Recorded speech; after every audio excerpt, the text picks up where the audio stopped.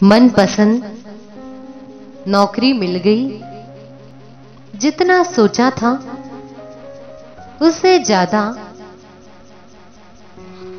पैसा कमाने लगे हैं। अपना मनपसंद साथी मिल गया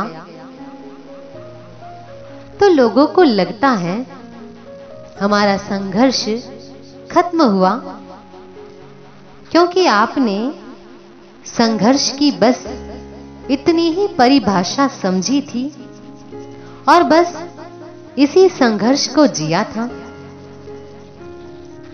इस संघर्ष के बाद आप बस कभी ना खत्म होने वाला एक सुकून चाहते हैं, वो भी खुद में कोई बदलाव न लाने की शर्त पर, कुछ नया ना सीखने की शर्त पर। बस यही आपसे सबसे बड़ी चूक हो जाती है।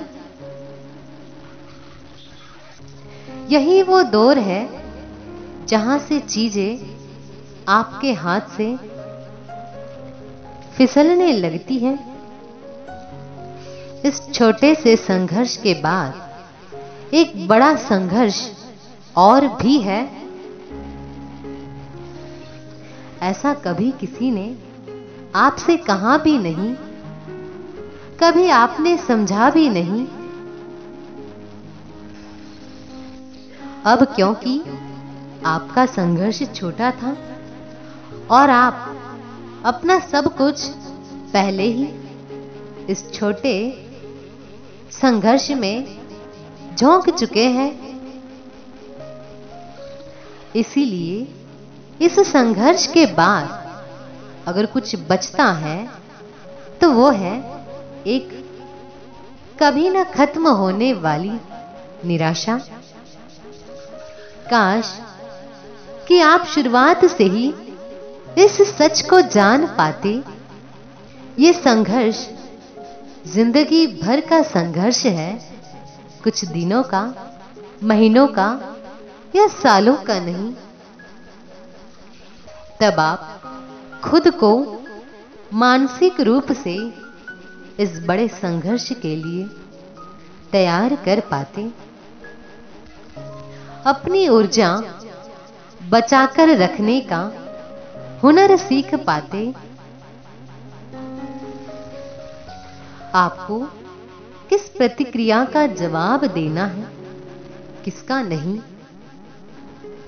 आप ये हुनर सीख पाते।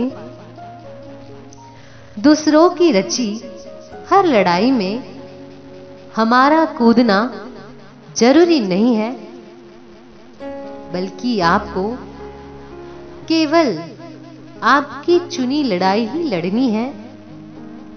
आप ये हुनर सीख पाते।